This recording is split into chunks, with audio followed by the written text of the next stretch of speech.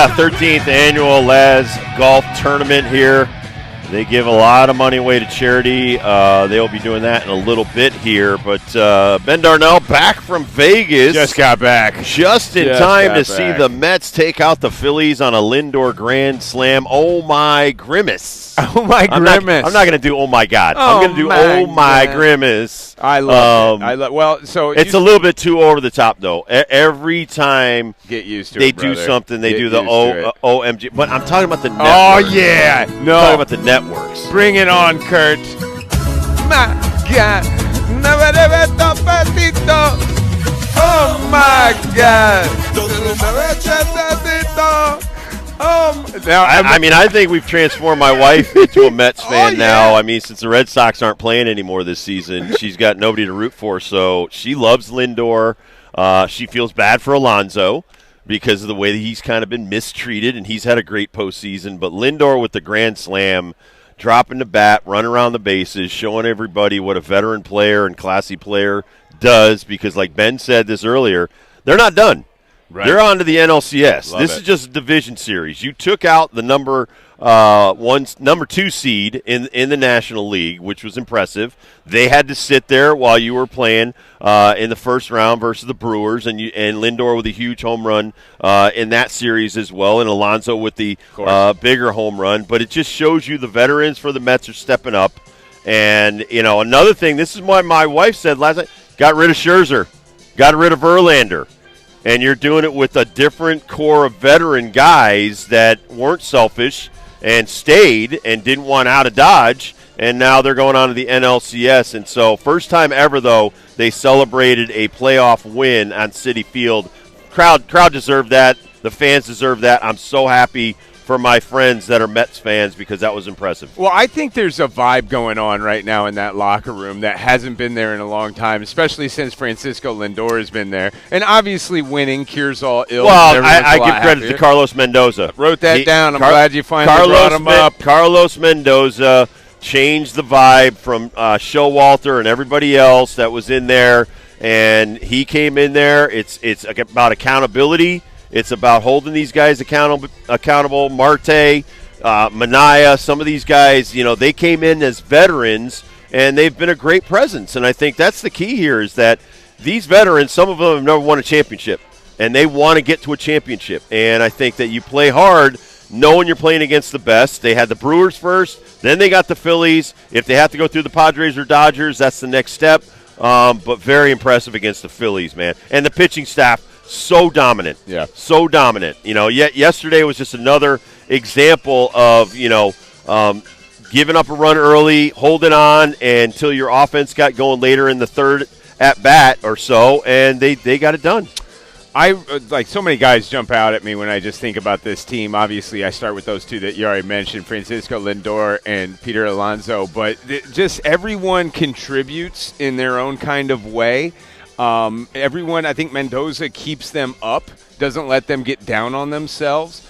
Everyone understands kind of what they're doing with somewhat house money. Like nobody's expecting this from them.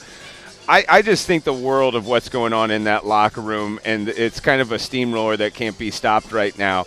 They've had some bumps in the road. It hasn't been all smooth sailing. These have been close games. Obviously, each one has been somewhat of a comeback win with the big ball at the end. But I'm really happy, like you said, you're happy for Mets fans. I'm happy for that team, that franchise.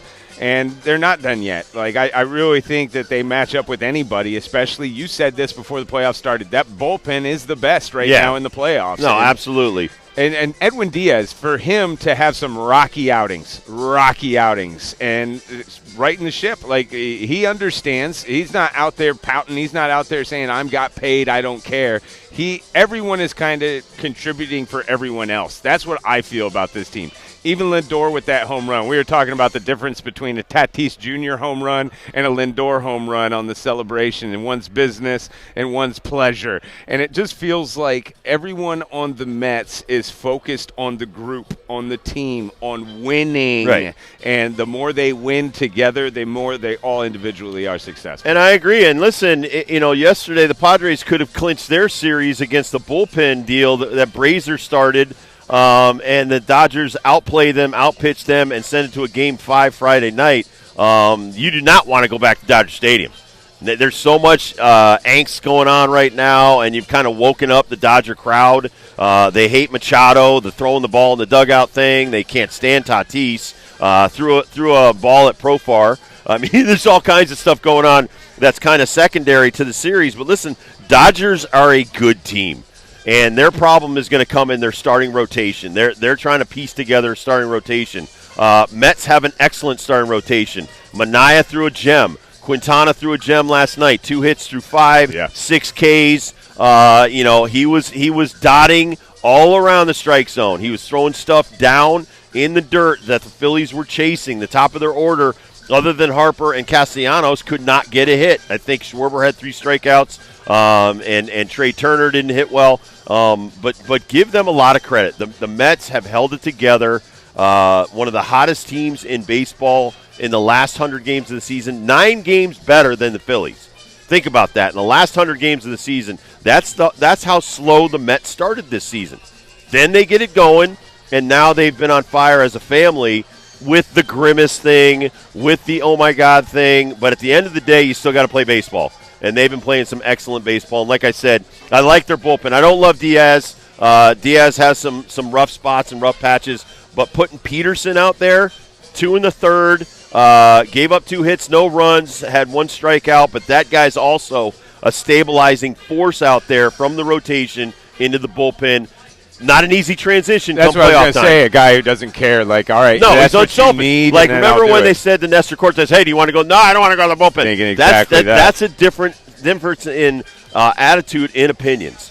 Let's talk about the third base play. I know the game was kind of a wash. The Dodgers won big time against the Padres, but there was a play in this game that is rare. It doesn't happen. It had all-stars. Honestly, I've never seen it in my life. I've never seen it in my life either. I've seen umpires get hit straight up with a ball, but never deflected off a player, and then it hit the umpire. So Shohei's on second. Machado, it's a ball down the line. Machado hits the back of his glove. It hits off the third base umpire. As he's calling fair. He's calling fair ball. His fair arm gets hit by the ball. It drops. And Machado has to go around the umpire to get the ball.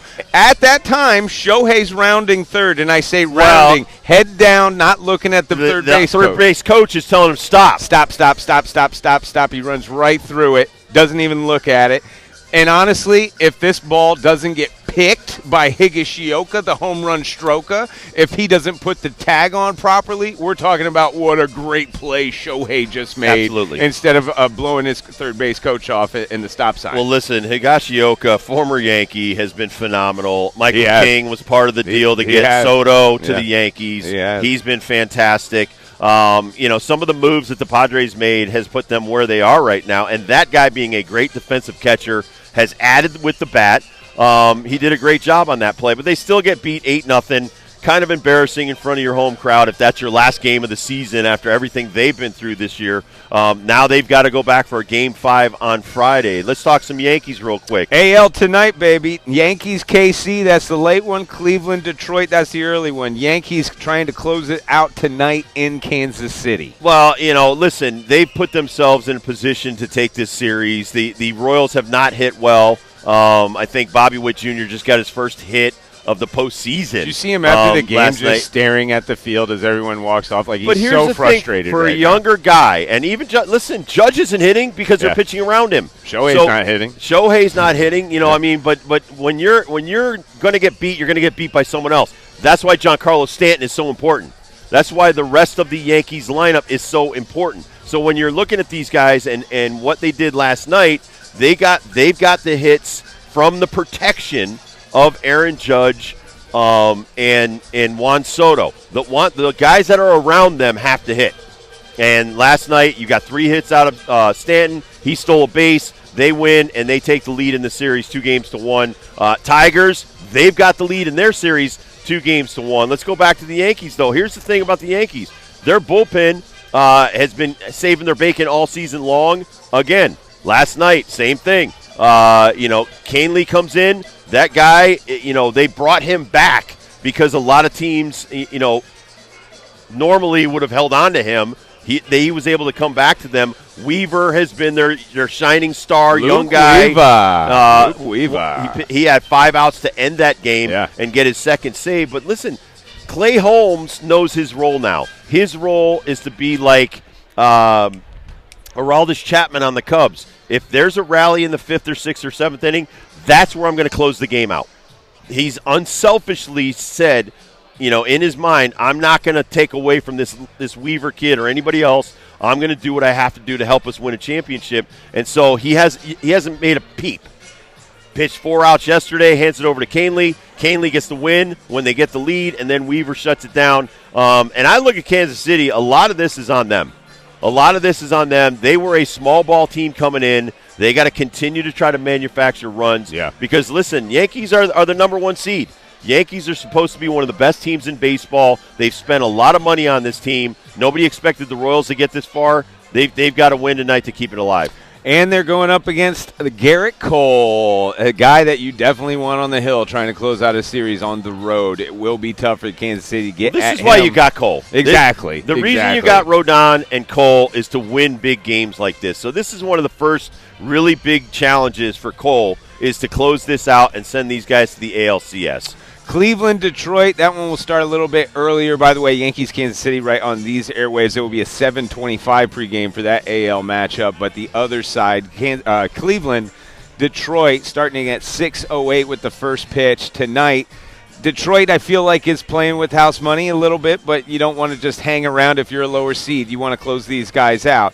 Reese Olson tonight for the Tigers against Tanner Bibee for the Cleveland Indians. Yeah, Bibee versus Olson. Guardians. The Guardians, obviously, this kid's 25 years young. He made 22 starts in the regular season this year. Yeah. 112 innings. A lot on this kid's young shoulders. But you look at Weaver, these guys have been able to handle it. And, at 25, listen, I was in the World Series at 26. So you should be able to handle this. You've been pitching since you were 5 years old. I'm not worried about him being worried about going out there. It's just he's got to get 5 innings or 4 innings. If you saw Ranger Suarez last night for the Phillies, struggling to throw strikes, walking a lot of guys, held out all the way to the 5th inning through 90 pitches. Yeah. To get basically 12 outs. 13 outs, I think. Right. So when you're in this situation, your role now is to get it to a certain point where we have an opportunity to win the game. So, like you said, they're playing with house money, but I don't want to go back to Cleveland for Game 5. I want to try to close it out, not for the fans, so to speak, because the momentum is in your building. Now you get last ups. Having to go back to the Guardians, they get last ups. They're comfortable. They get to sleep in their own beds kind of thing. I would not want to go back to Cleveland. If you're Detroit and you have a shot to end the series tonight. Both AL series could come to an end tonight. If not, those games will be on Saturday. If so, we have a Game 5 on Friday for the NLDS between the Padres and the Dodgers. Today, we have been out and about with our friends Amanda Joe and Ryan Donahue at the 13th Annual Sales Executive Laz Fly Amanda Golf Joe Parker Tournament. from 92.5's Morning Show with Damon Scott. She wants to come she's on in the now. shadows. She's She ready. can't wait until 25 after? Yeah, wait, give us 10 give minutes. us 5, 10 minutes. Do 10 a minutes. report for us. Walk around and get Yeah. us some information and then bring it in 10 minutes. Okay, we'll talk about it later. Okay. We'll talk about it later.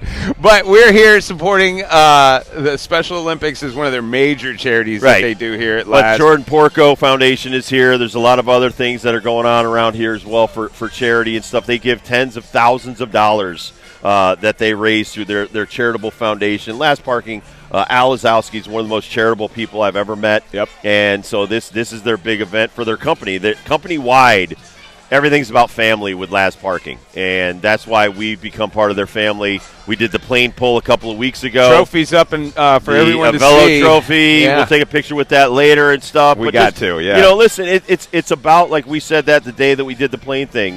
We try to do as many charitable things as we can.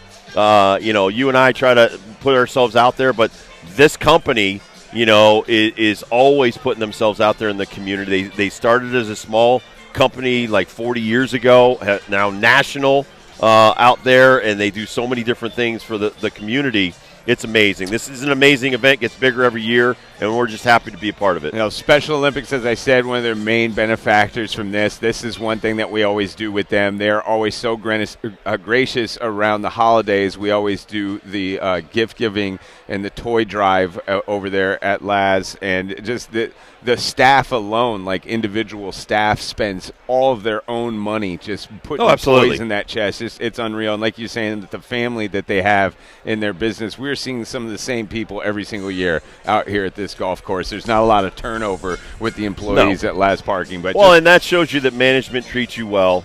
And that you're loved all the way to the top with Al Laz, and that's huge with this company. But this tournament in particular, if you have been to a scramble golf tournament, I can't explain this tournament to you and give you the idea of really what it is, because it's more of a carnival. Well, it's a thank you. You're thanking your employees. That's really what I think the day is about. Not just raising charity, but a lot of these people get to kind of let their hair down, go out there. You know what it's not about? And stuff. It's not about golf. Oh, hell no. Everybody keeps asking, how'd you guys do out there? I don't know. I ate like 5 things from each food truck. Like I had some ice cream, I thought we did pretty well. Oh, you're talking about the golf. Yeah, I don't know. No, I had to bring up, listen, the I think it's Rosal. Martin Rosal's meat from New Britain, and their kielbasa, and I'm sure the rest of the meat's fantastic. You know, and you have all these local companies that come out here, and they're a part of the whole thing. I want to give Tunxus Plantation a shout out. Yep. A lot of their people are out there. They're running around the golf course. You got the greenskeepers, but you also have all their other employees, their wait staff and everything else from inside the clubhouse. They're helping out with the entire event. So this is not just Laz Parking. It's Tunxus Plantation is also another huge. Run by the Tomaso family. We will have a soundtrack for the first hour of the show. If you hear in the background, we have our friends from the island playing some tunes. I want to see the guy in the steel drum do a solo, man. We can make that happen. Come on. We can make that happen. Dude in the yellow hat, man. Come on. There's bands all over the place. There's just nothing but music. Like our friend Ryan Donahue, who's always on our foursome, always brings tunes. But in this place, there was tunes pumping everywhere, man. They had DJs at a couple of spots at the halfway houses. I don't know if he's paid attention right now, but usually he just plays all Fish. Today was classic rock. Today was classic rock. Was awesome. That was, I think, a contribution to our game of golf, actually. Absolutely. Kept us on our toes a little bit more. But, yeah, we'll bring Amanda on, get what she did on her golf game. But I think the story of the golf was the alpacas and the donkeys.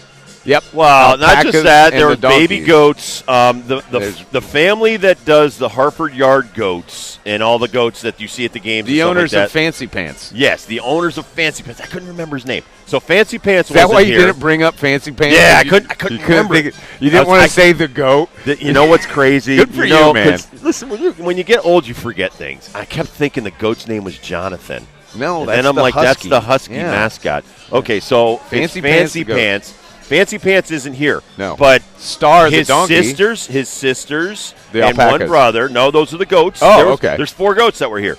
And, 2 little baby goats. And Amanda Jo and I took pictures with the little baby goat. But they had albino rabbits. They had the alpacas, which remind me of my 16U baseball players. They were all with that big bushy haircut. Great beard, too. Great beard. Yeah. Those were 2 females. Like a Kenny Rogers almost. And then there was the donkey. And the donkey was the only one allowed out because the donkey didn't want to run away. And the donkey was cool. He was the only cool one. And the only thing I wasn't afraid of. I'm in the donkey. Star, by the way, is the donkey's name. Star and I. Did he talk like Eddie Murphy? Pretty much best friends. Well, he was eating grass the whole time. I felt like he was listening when I was talking to him. But the alpacas scared me. Who eats more weird stuff, donkeys or goats? The alpacas. Anything those two eat, the alpacas would eat. The alpacas really like the hay, though. If you whip out a handful of hay, the alpacas will be your best friend. Now I'm afraid of them spitting on me. I'm afraid. No, I think that's a camel. I don't think alpacas spit at you. Afraid of the goats peeing on me or just getting goat stank on me. And then I was afraid of the rabbits because of those red eyes. You're an Indiana boy. You're from the heartland of the country. I don't trust these animals. I don't trust them. Especially that one alpaca with the big beard. That's a female. And then, she's adorable. The craziest thing is, there's 2 females that are best friends. And Amanda Jo got to walk one of them, and the other one just freaked out. And made this weird, it's like. That's when I wanted to get the hell out of there. It was weird. I am done with I've never heard that sound before. And I asked the farmer, I was like, let's call him Farmer Ted. So Farmer Ted, I said, is that the alpaca? And he's like, yeah, it's upset that it's jealous because the other one got to go on a walk and she didn't. What a diva. Who knew alpacas were divas? It's just been so much fun. It always Absolutely. is, man. It always is here at the Laz Golf Tournament. So we're happy to be here. Let's All right, take Amanda a break. Jo I'll get Parker, Amanda. our special guest, will be here, and we'll talk about her day at the Laz Golf Tournament, charity golf tournament here on Fox Sports Radio.